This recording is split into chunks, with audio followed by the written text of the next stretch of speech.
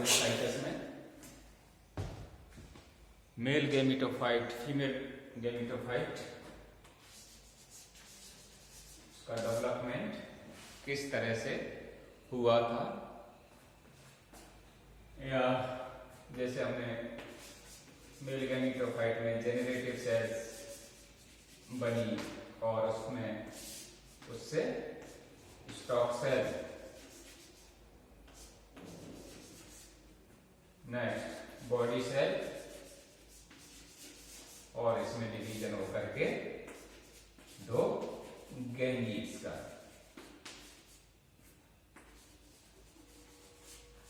निर्माण हुआ था। यहां पर मेल गैमीट बनी। इसी तरह से आर्चिगोनिया का डेवलपमेंट हुआ था उस समय सुपरफिशियल सेल्स में।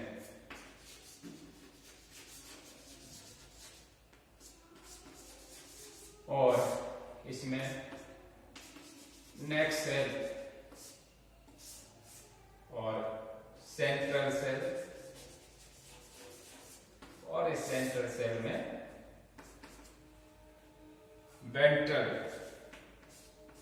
कैनाल सेल और एग सेल का डेवलपमेंट हुआ था।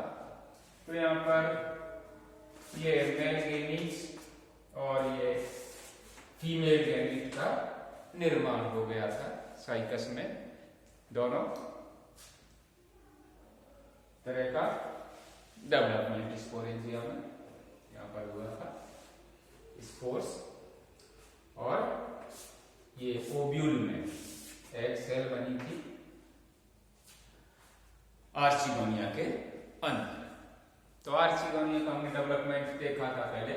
नेक सेल बनी और इसमें दो सेल, नेक सेल्स का निर्माण हो जाता है इस तरह से, और ये बाहर से इस तरह की संरचना, और इसमें एक वेंट्रल और बीच में ये एग सेल,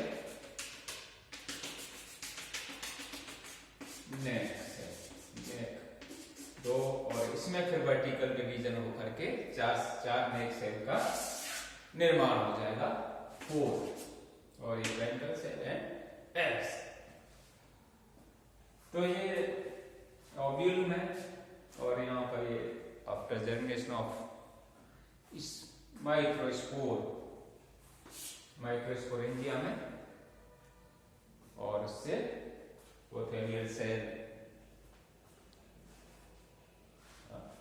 और आगे डिवीजन हो गए generative cells, stalk cell, body cell, और दो मेल गैमीट बनती हैं जो मोटाइल होती हैं, इलेक्ट्रोप्लास्ट, और उसका डेवलपमेंट होकर के, और ये मल्टीसिलिएटेड,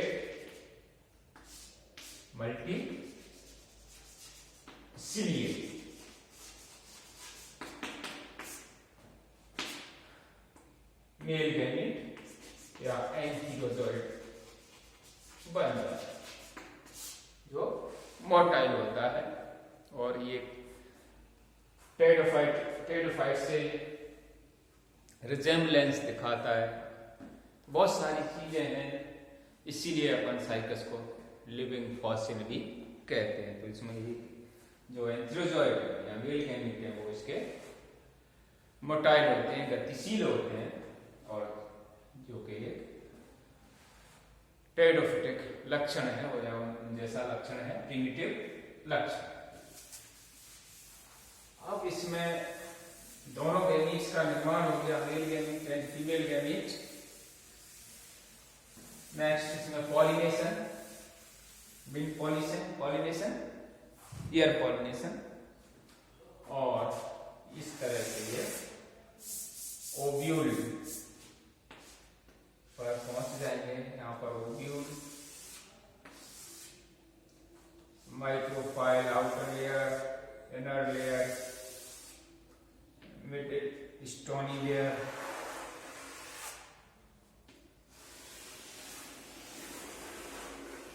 इस तरह का। फिर पोलन चेम्बर्स और inner flash layer,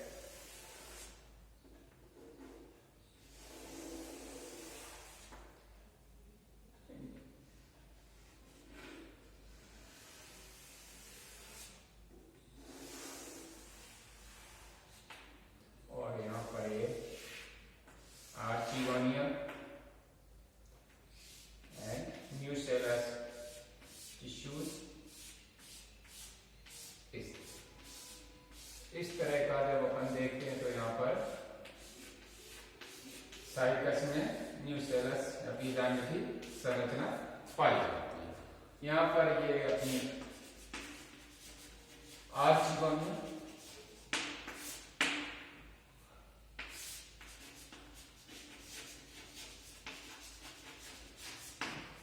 chamber, आर्चिगोनियल chamber, और यहाँ 3 आउटर जो लेयर होती है फ्लैशी होती है, मिडिल स्टोनी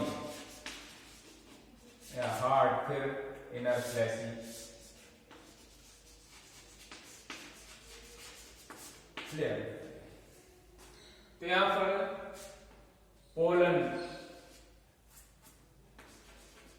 पहुंच करके पोलन चेंबर, और फिर पोलन का जर्मिनेशन होता है, और ये पोलन ट्यूब यहां पर एक होस्टोरिया के रूप में काम करती है, पोलन्स को ले जाने के लिए नहीं करती यहां पर। और ये यहां पर मेल गैमीट,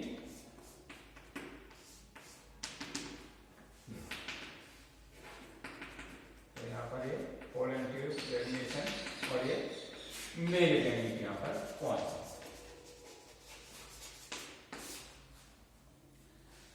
तो यहां पर पोलन ट्यूब द्वारा के थ्रू गैमीट्स जाती है, तो पोलन ट्यूब का निर्माण होता है, इसलिए इनमें साइफोनोगेनी पाई, साइफोनोगेनी।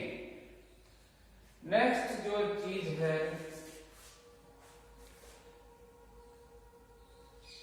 यहां पर male gametes are motile, so this is called as zoodiogamy,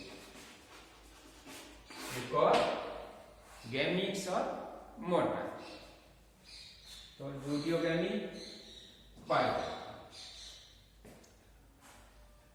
जब ये यहां पर पहुंच जाएंगे इसकी नेक पर, उस समय जैसा हमने पहले पढ़ा था, तो ऑस्मोटिक प्रेशर के कारण, due to osmotic pressure, pollen tube rupture हो जाती है, यानी फट जाती है पोलन ट्यूब, और इसमें से मेल गैमीट्स फ्री हो जाएंगे, स्वतंत्र हो जाएंगे, और इसकी लेयर पर जो अपेक्स है या शीर्ष है, वहां से ये खींच लिए जाते हैं मेल गैमीट आर्चिगोनिया। अब आर्चिगोनिया में मेल गैमीट भी आते हैं, और एग पहले से ये एग सेल,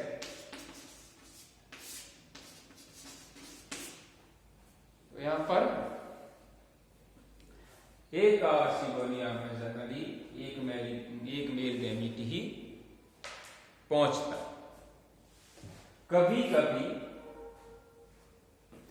एक से ज्यादा मेल गैमीट भी इसमें एंट्री कर जाएगा या एंटर हो जाएंगे, तो वो चीज यहां पर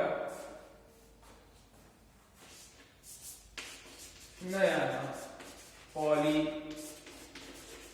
स्पर्मी क्या कहलाती है?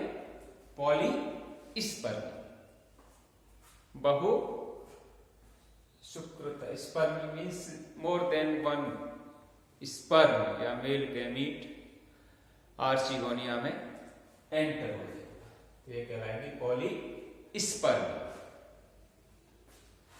लेकिन एंड में सिर्फ एक ही एक्टिव रहता है, बाकी नष्ट हो जाते हैं मेल गैमीट, और यहां पर फर्टिलाइजेशन, और फर्टिलाइजेशन से फिर जाइगोट बन जाता है। फर्टिलाइजेशन और फर्टिलाइजेशन से जाइगोट बन जाता है।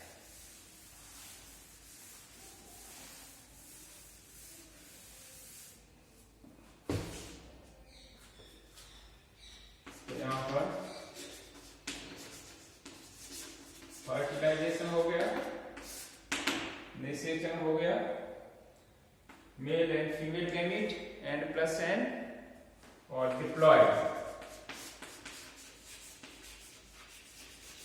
सेल बन गई या जाइगोट का निर्माण। जाइगोट में इस तरह से जाइगोट में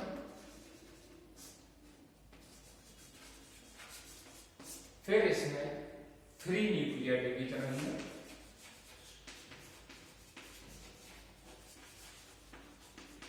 डिवीजन्स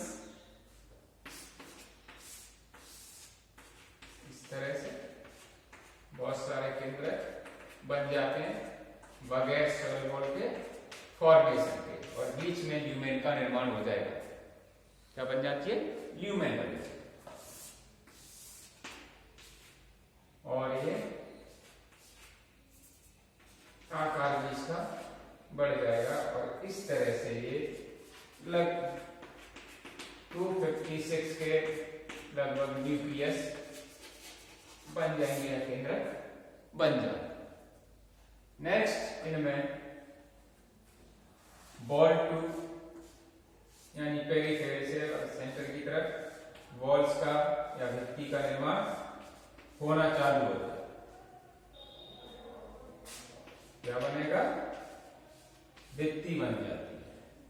और फिर इसमें आगे ऊपर की तरफ हॉस्टोरिया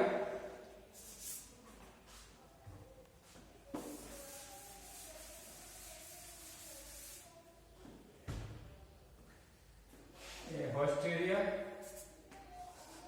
और बीच में इस तरह से सस्पेंसर और ये प्रो एम्ब्रियो बन गए।